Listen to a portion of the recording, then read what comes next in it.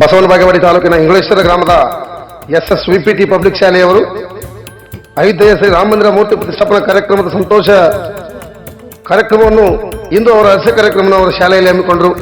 ಶಾಲೆಯ ಮುಖ್ಯ ಗುರುಗಳು, ಶಿಕ್ಷಕರು, ವಿದ್ಯಾರ್ಥಿಗಳು ಪಾಲ್ಗೊಂಡು ಅಪಾರ ಸಂತೋಷವನ್ನು ವ್ಯಕ್ತಪಡಿಸಿದರು. ಈ ಸಂದರ್ಭದಲ್ಲಿ ಗ್ರಾಮಸ್ಥರು ಹಾಗೂ ವಿವಿಧ ಸಂಘಟನಾ ನಾಯಕರು ಕೂಡ ಶಾಲೆಗೆ ಆಗಮಿಸಿದರು. ವರದಿ ಸಂಗನಗೌಡ ಬಿರಾದರ್, ಬಸವನ ಬಾಗೇವಾಡಿ.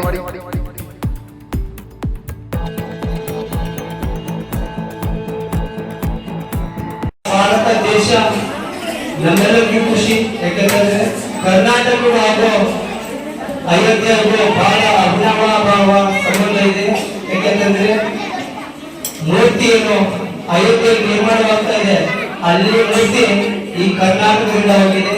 ಯಾಕಂದ್ರೆ ಯೋಗರಾಜ್ ಅಂತ ಒಬ್ಬ ಶಿಲ್ಪಕಾರರಿಂದ ಅಲ್ಲಿ ಒಂದು ಮೂರ್ತಿ ನಿರ್ಮಾಣವಾಗಿದ್ದರೆ ಈ ಕರ್ನಾಟಕದಿಂದ ಸಾಂಸ್ಕೃತಿಕ ನಗರಿ ಏನು ಅರಮನೆಗಳ ನಗರಿಯಲ್ಲಿ ಖ್ಯಾತಿಪಟ್ಟಂತ ಮೈಸೂರು ಐತಿಹಾಸಿಕ ಬೀದಿಯಿಂದ ಮೂರ್ತಿ ಅಲ್ಲಿಗೆ ಹೋಗಿದೆ.